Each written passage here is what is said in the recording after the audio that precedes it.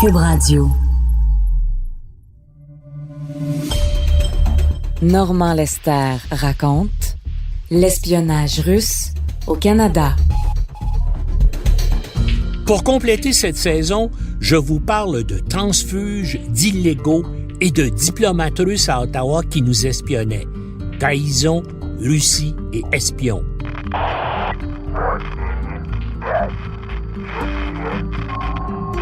Bienvenue dans le monde tortueux et étrange des agents secrets.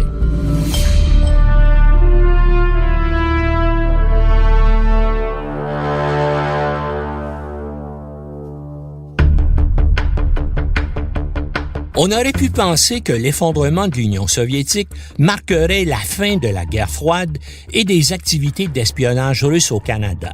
Ce ne fut pas le cas. La Russie restait la seconde puissance nucléaire mondiale et un acteur géopolitique de premier ordre. On peut débattre des circonstances qui ont fait renaître de ses cendres la guerre froide. Une chose est certaine, les rebuffades répétées des pays de l'Alliance Atlantique aux ouvertures de Moscou et l'empressement de Washington à favoriser l'expansion de l'OTAN en Europe de l'Est y sont pour quelque chose. Bush père avait pourtant donné des assurances à Gorbatchev que les États-Unis n'envisageaient pas de mettre en cause la prépondérance de Moscou dans la région. Mais il faut aussi comprendre à quel point la présence tutélaire historique russe était rejetée par tous ces pays, avec l'exception du Bélarus.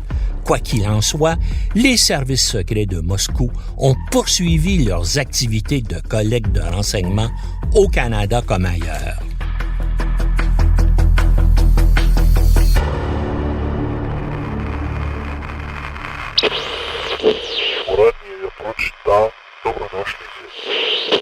Les premiers cas que je vais vous présenter sont ce qui est appelé dans l'argot du renseignement des illégaux, c'est-à-dire des espions qui agissent sans statut diplomatique sous de fausses identités. La première fois qu'un agent secret soviétique s'est fait passer pour un Canadien précède le début de la guerre froide. Il s'agit de Ramon Mercader, l'homme qui a assassiné Léon Trotsky, l'adversaire de Staline, d'un coup de piolet à la tête à Mexico le 20 août 1940. Il portait un passeport du Canada obtenu par le service de renseignement militaire soviétique, le GRU, d'un communiste canadien, Tony Babich, tué durant la guerre civile espagnole. Babich donnait comme résidence une adresse de la rue Saint-Denis à Montréal. Les volontaires étrangers des brigades internationales, dès leur arrivée en Espagne, devaient remettre leur passeport au GRU qui ne leur était jamais remis. Ils étaient envoyés à Moscou pour être utilisés par des espions soviétiques. Mercader, un communiste espagnol, purgea 20 ans de prison au Mexique pour le meurtre. Pour le remercier d'avoir tué Trotsky, Staline le décora de l'ordre de Lénine. À sa libération en 1960, il s'établit à Cuba, où il mourut en 1978. Généralement, on confie aux agents secrets illégaux, dits dormants, des missions de longue haleine qui ont pour objectif d'infiltrer jusqu'au plus haut niveau le pays ciblé, dans notre cas le Canada. Ces agents dormants peuvent prendre des décennies pour pénétrer les institutions politiques, diplomatiques, militaires ou scientifiques et avoir accès aux informations secrètes recherchées par Moscou et aussi pour agir comme agents d'influence pour favoriser la Russie.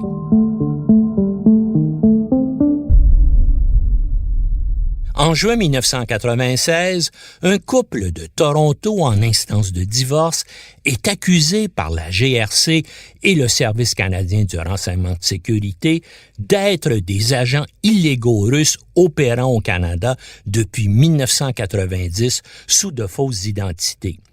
Ian Mackenzie Lambert et sa femme Lori Brody protestent d'abord de leur innocence, puis reconnaissent qu'ils sont des agents secrets russes quand le SCRS révèle leur véritable identité. Dimitri Olchevski et Yelena Olchevskaya. Les deux espions utilisaient l'identité d'enfants canadiens morts en bas âge. La vraie Laurie Brody, née à Verdun le 8 septembre 1963, est décédée à Toronto avant son 2e anniversaire. Son mari, Ian Mackenzie Lambert, usurpait le nom d'un enfant ontarien décédé le 17 février 1966 à l'âge de 3 mois. Les deux espions sont expulsés vers Moscou. Le couple était arrivé séparément au Canada de Russie dans les années 80 sous leur vrai nom russe pour ensuite assumer leur fausse identité canadienne. La femme travaillait pour une compagnie d'assurance, l'homme dans une entreprise de photographie. Le service de renseignement extérieur russe, SVR, leur avait donné instruction de se marier en 1991. Le couple d'espions s'était séparé avant d'être découvert et expulsé vers la Russie. La fausse Laurie Brody avait presque immédiatement commencé à fréquenter un médecin canadien d'origine britannique nommé Peter Miller. Étrangement, elle l'a épousé dans une cérémonie en présence de son ex-mari et complice d'espionnage.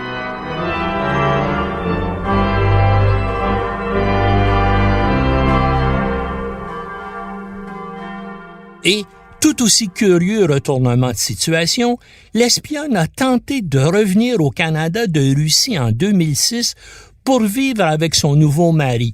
Depuis 8 ans, ce dernier tentait sans succès de parrainer le retour de sa femme. Elena Miller, de son nouveau nom, prétendait avoir démissionné du SVR, mais refusait de parler de ses activités d'espionnage, affirmant qu'elle avait signé un engagement de confidentialité avec son ancienne organisation. Ottawa avait rejeté sa demande. Et, devinez quoi, le couple Miller a eu le culot de poursuivre le ministère de l'Immigration pour avoir refusé de permettre à l'espionne de revenir s'établir au Canada. La requête a été rejetée par la Cour fédérale. Le jugement soulignait qu'en tant qu'espionne russe, elle pouvait difficilement s'attendre à un traitement de faveur du pays dont elle avait si grossièrement abusé de l'hospitalité.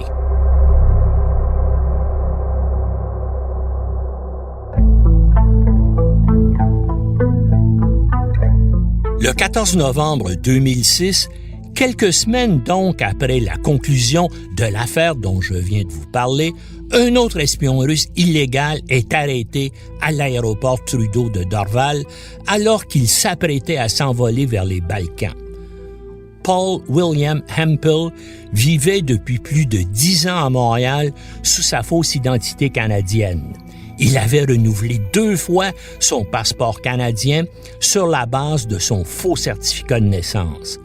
Âgé de 45 ans, l'agent du SVR, qui se présentait comme un photographe professionnel, utilisait Montréal comme base pour se livrer à des activités d'espionnage dans les Balkans où il se rendait régulièrement. Étrangement, Hempel était aussi propriétaire d'une entreprise enregistrée à Dublin, en Irlande, dans laquelle il avait investi $1 million qui déclarait avoir des activités à Belgrade, à Chypre, au Canada et sur l'île anglo-normande de Sercq.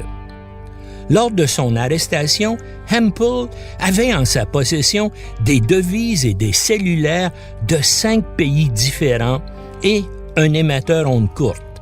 Il a commencé par nier lui aussi être un espion russe, mais en cour fédérale à Montréal, il l'a finalement admis. Le tribunal a accepté son admission de culpabilité et a ordonné son expulsion vers la Russie. Il avait pourtant commis des actes criminels, dont l'utilisation de faux documents canadiens. Comme d'autres illégaux, Hempel a sans doute été donné, ou devrais-je dire vendu, par un transfuge. Le Canada traite avec une surprenante indulgence les espions illégaux russes qu'il découvre, se contentant de les expulser. sans doute dans l'espoir que les Russes fassent de même si des espions du Canada ou de ses alliés leur tombent entre les mains.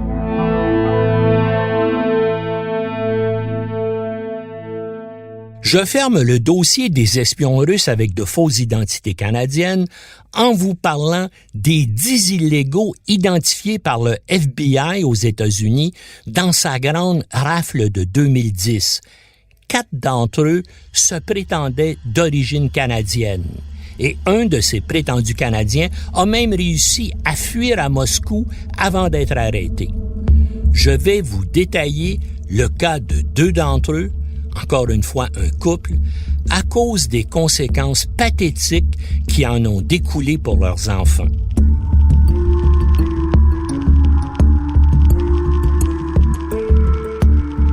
Un couple canadien et leurs 2 adolescents vivaient à Cambridge, au Massachusetts, depuis une dizaine d'années. Le père, Donald Heathfield, un consultant pour une firme de Boston, avait étudié à Toronto, Paris et Harvard. La mère, Tracy Foley, après avoir élevé les 2 garçons, était maintenant dans l'immobilier. Pour leurs voisins, ils semblaient une famille ordinaire avec peut-être un penchant pour les voyages à l'étranger. En fin d'après-midi, le 27 juin 2010, on a sonné à la porte de Heathfield. Lorsque la mère a ouvert, des hommes armés vêtus noirs sont entrés dans la maison en criant « FBI ». FBI! Les 2 ados découvrent alors que leurs parents ne sont pas de vrais Canadiens, mais des Russes, des espions russes.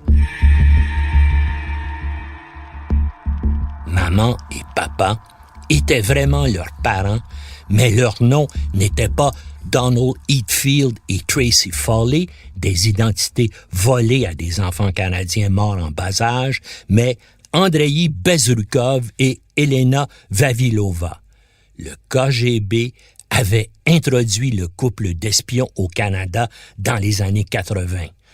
Andreï Bezrukov, alias Donald Heathfield, s'était inscrit à l'université York où il avait obtenu un baccalauréat en économie internationale. En juin 1990, la prétendue Tracy Foley avait donné naissance à Toronto à un garçon, Tim. Puis, en 1994, le couple avait eu un second fils, Alex, avant de déménager à Paris, où le père a poursuivi ses études. La petite famille s'est ensuite établie dans la région de Boston, où, en bon canadien, ils ont inscrit leurs 2 enfants dans une école bilingue français-anglais. À la maison, le couple d'espions utilisait couramment les 2 langues officielles du Canada afin que les enfants se sentent vraiment canadiens. D'ailleurs, la famille revenait régulièrement au Canada, notamment pour faire du ski au Québec. La scène suivante aurait pu être tirée d'un roman de John le Carré. Un avion transportant les espions illégaux russes s'oppose à Vienne, en Autriche. Là, ils sont échangés contre 4 Russes condamnés pour espionnage au profit de l'Occident, dont Sergei Skripal du GRU, condamné pour espionnage au profit des Britanniques. Skripal et sa fille Julia ont survécu le 4 mars 2018, on s'en rappelle, à une tentative d'empoisonnement avec un agent neurotoxique à Salisbury, au sud de Londres, où il s'était établi. Les 2 agents du GRU mis en cause dans cette tentative d'assassinat ont pu regagner Moscou avant d'être identifiés.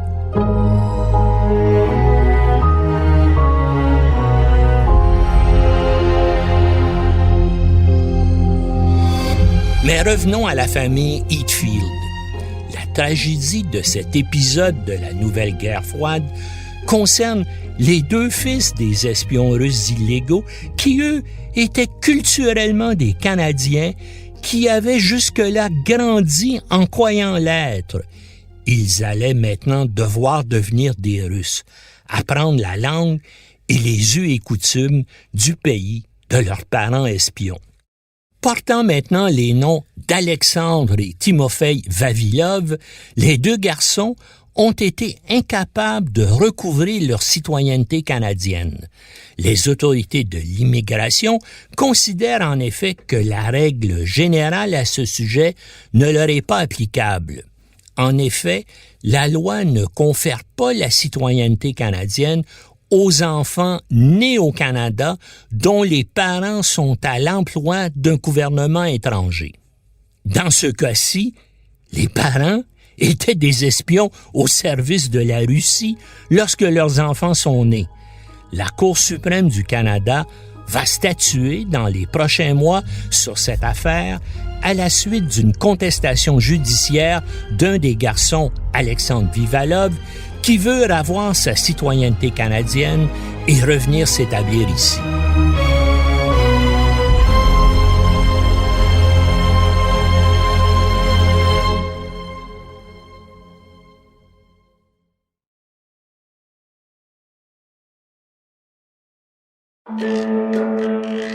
Vous vous demandez ce qui pousse votre voisin à croire qu'un groupe de pédophiles satanistes domine secrètement le monde? Ou pourquoi certaines de vos connaissances dénigrent toute campagne de vaccination? Peut-être même doutez-vous que le président Kennedy ait réellement été assassiné par un tireur solitaire? Vous n'êtes pas le seul.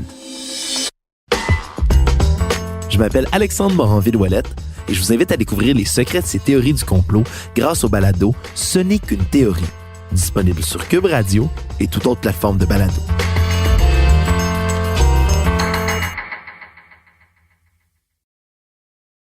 Je termine cette série avec le cas le plus récent d'espionnage russe découvert au Canada, celui du sous-lieutenant Jeffrey DeLisle de la Marine canadienne, un analyste de renseignement travaillant à la base ultra-secrète Trinity dans le port de Halifax. Cette fois, c'est un véritable traître canadien. DeLisle a vendu des informations secrètes au service de renseignement militaire de l'état-major russe qu'on appelle GRU.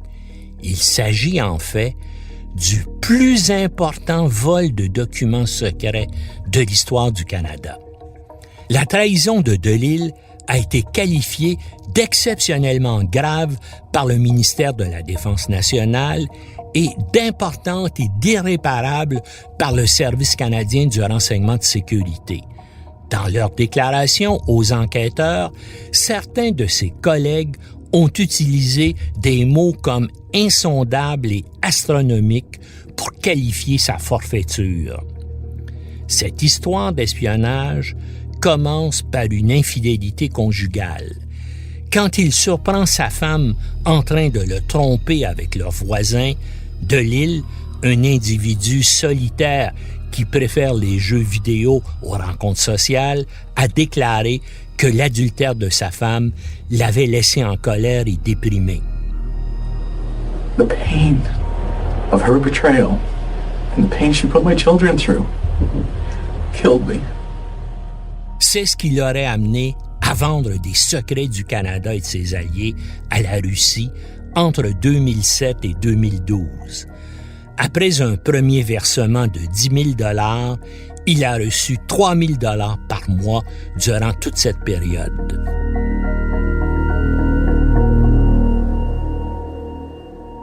La procédure était toujours la même. Le 10e jour de chaque mois pendant près de 5 ans, Jeffrey DeLisle a transféré des secrets militaires et civils pris dans ses ordinateurs de fonction sécurisés sur une clé USB qu'il a ensuite ramené chez lui. Puis, à partir de son ordinateur personnel, il a rejoint le site gawab.com, un service de messagerie Internet gratuit hébergé au Moyen-Orient. Il y transfère ensuite un brouillon de courriel contenant les renseignements destinés au GRU. Ces contrôleurs russes, qui partagent avec lui le mot de passe du compte, n'ont qu'à récupérer le brouillon du courrier électronique. En communiquant via brouillon, aucun message retraçable ne circule sur Internet. En tout, DeLille a reçu 71 000 $ pour ses trahisons en 23 paiements par le service de transfert d'argent Western Union. Il a dépensé ses premiers 10 000 $ en boucles d'oreilles coûteuses dans une tentative infructueuse pour convaincre sa femme de reprendre avec lui. Même si ses contrôleurs russes lui avaient conseillé de ne pas faire de dépenses ostentatoires qui pourraient éveiller des soupçons. Ce que je trouve troublant, ce sont les déficiences des organes de sécurité interne du gouvernement canadien. En effet, en dépit d'une habilitation sécuritaire expirée et de signes évidents qu'il avait des problèmes financiers, DeLille avait toujours accès aux documents cotés ultra secrets des bases de données civiles et militaires les plus sensibles du Canada. Il semble même qu'on lui a remis son habilitation sécuritaire top secret après lui avoir retiré pendant plusieurs mois. On ne sait pas pourquoi il l'a perdu. Pas plus que la raison pour laquelle on a décidé de la lui remettre. Ottawa ne s'est aperçu de rien. C'est le FBI qui a alerté la GRC et le SCRS au sujet de DeLille le 2 décembre 2011, presque 5 ans après le début de ses activités d'espionnage en faveur des Russes. La lettre du Federal Bureau of Investigation signalait un voyage suspect de DeLille au Brésil en septembre 2011, alors qu'il s'était arrêté aux États-Unis en route pour Rio. Le voyage avait aussi paru suspect aux agents des services frontaliers canadiens qui, à son retour à Halifax, ont découvert en sa possession 3 cartes de crédit et 6 500 $ US en espèces, dont 6 400 en billets neufs de 100 $. Le douanier qui l'avait interrogé avait noté dans son rapport que DeLille ne pouvait pas décrire de site touristique de Rio. Mais les soupçons concernant ce voyage n'allèrent pas plus loin du côté canadien. Il fallut attendre l'intervention du FBI pour qu'une enquête soit finalement ouverte.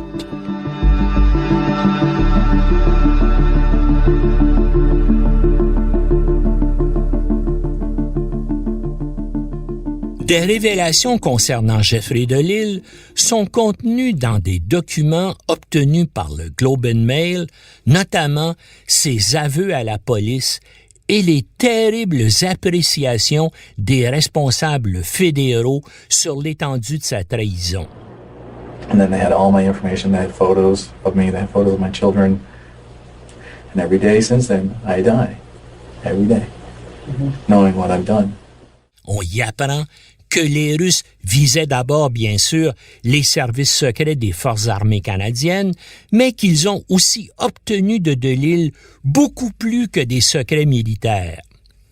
Même avec le rang peu élevé de sous-lieutenant, DeLille a pu acquérir des rapports top secrets d'organismes civils, dont le SCRS et le Bureau du Conseil privé, qui est le centre névralgique de la bureaucratie fédérale. Les informations qu'il a divulguées à la Russie pourraient mettre le gouvernement canadien dans l'embarras. Vous voulez des exemples?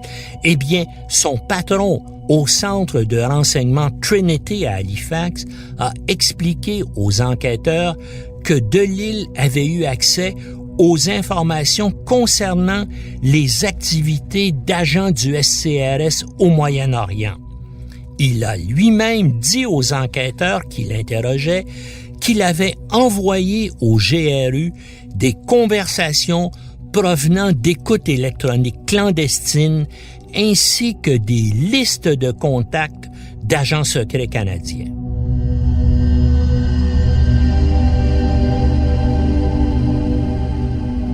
DeLille a aussi trahi au GRU le logiciel Spartan, un réseau secret d'information du ministère de la Défense.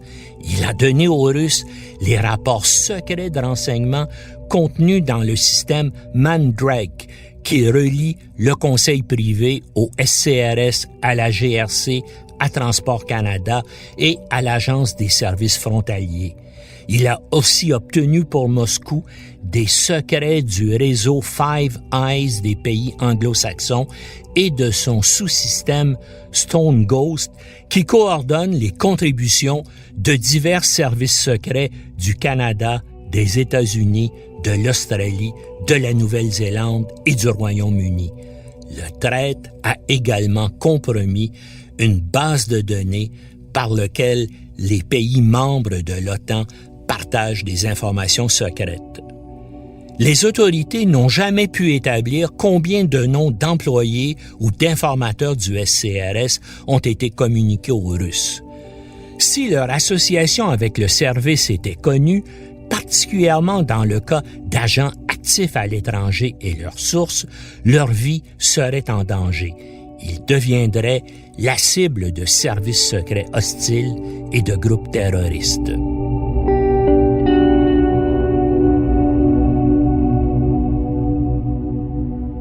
DeLille a gravement endommagé les relations du SCRS avec ses plus proches partenaires étrangers en mettant en danger la sécurité des sources du service et celle de ses partenaires. Il a informé les Russes de l'ampleur des enquêtes du service et il a compromis ses méthodes, notamment la manière dont le SCRS évalue, rapporte et communique les renseignements obtenus. L'analyse de ces révélations a amené les Russes à découvrir des cibles, des techniques, des pratiques des espions canadiens et de leurs alliés et à développer des contre-mesures pour y faire face.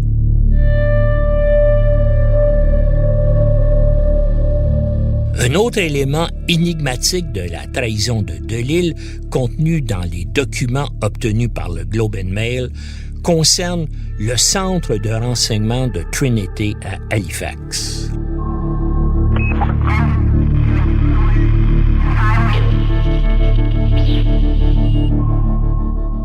On y affirme qu'il a fait aux Russes des révélations qui pourraient avoir comme conséquence la mort de marins canadiens. Le mot ou l'acronyme désignant l'activité dans laquelle ils sont engagés est occulté dans les documents. On peut se demander dans quelle mesure nos alliés, après la trahison de DeLille, nous font encore confiance et s'ils partagent toujours avec nous autant de leurs secrets. Hésitent-ils maintenant à nous transmettre des renseignements de crainte qu'ils soient révélés? Cela, bien sûr, a de graves implications pour la sécurité du public et des membres des Forces armées canadiennes.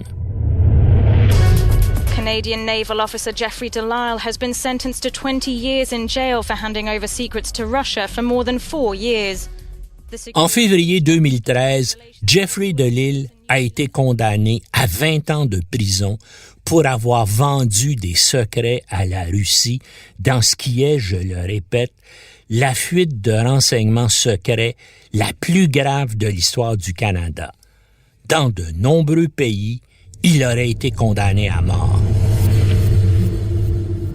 Mais, bénéficiant d'une indulgence surprenante, Jeffrey Delisle vient d'obtenir sa libération conditionnelle totale en mars 2019.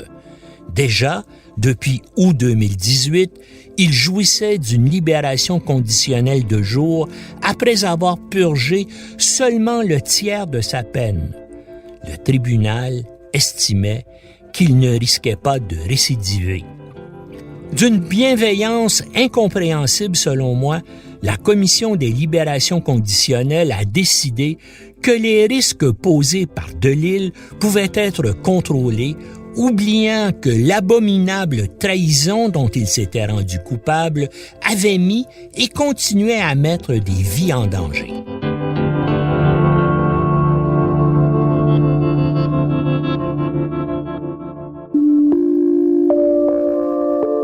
Pour conclure cette série sur l'espionnage russe au Canada, il faut souligner que les services de sécurité de l'État canadien sont présentement en état d'alerte pour détecter et contrer toute tentative d'ingérence russe dans le processus électoral canadien qui va bientôt s'enclencher.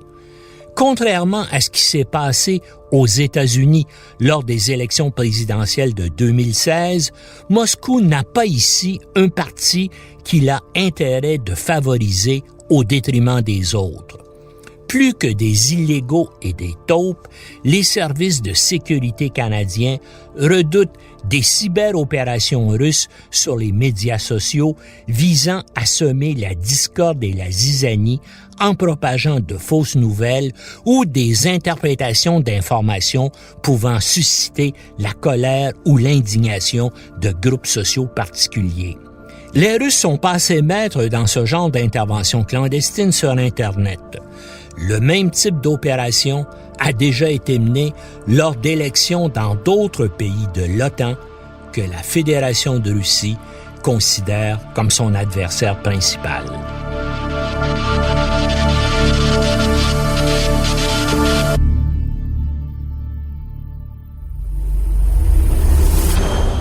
Je vous invite à suivre mon blog sur le site du Journal de Montréal et du Journal de Québec. Si ce balado vous a plu, je vous encourage à le partager sur vos réseaux. Si vous l'écoutez sur une autre plateforme que Cube Radio, n'hésitez pas à laisser un commentaire. C'est très utile pour faire découvrir la série. Je vous remercie de m'avoir accompagné dans cette série et je vous dis à la prochaine. C'était un balado de Normand Lester. À la réalisation, Bastien Gagnon La France. Au montage, Philippe Séguin.